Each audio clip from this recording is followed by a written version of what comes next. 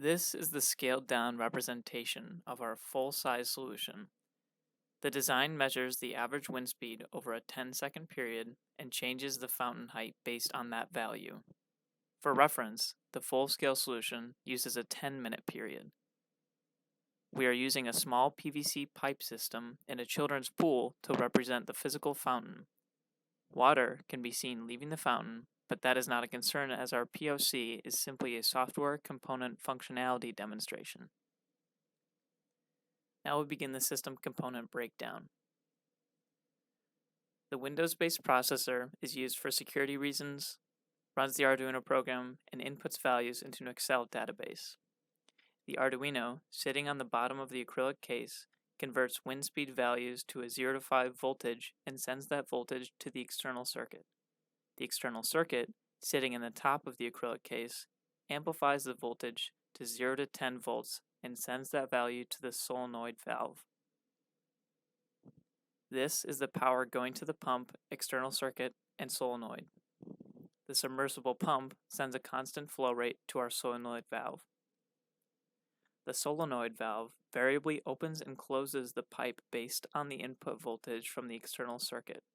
The solenoid represents the full-scale VFD, as it is the main physical component that adjusts flow rate. The nozzle represents the full-scale fountain jet that allows the water to flow to our scaled heights. The anemometer is sending wind speed and direction data through an extension cord to the Arduino code to adjust fountain heights in real time.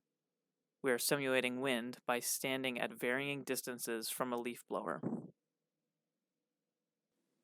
Now we're going to take a look at a test run using the full proof of concept uninterrupted, as well as the output. On the left side, you can see our proof of concept running, with Jackson on the left and the top, moving back and forth to change our wind speed.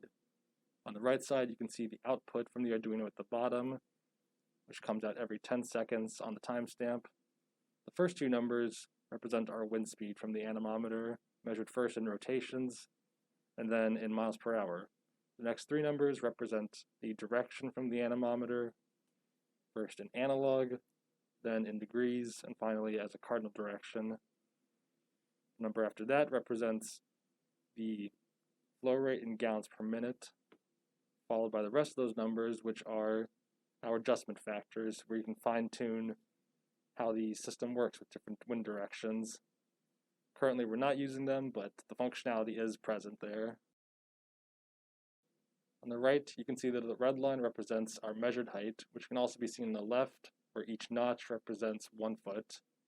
The blue line is the calculated height, which we used the equations from our full-scale version, roughly scaled down to the proof of concept.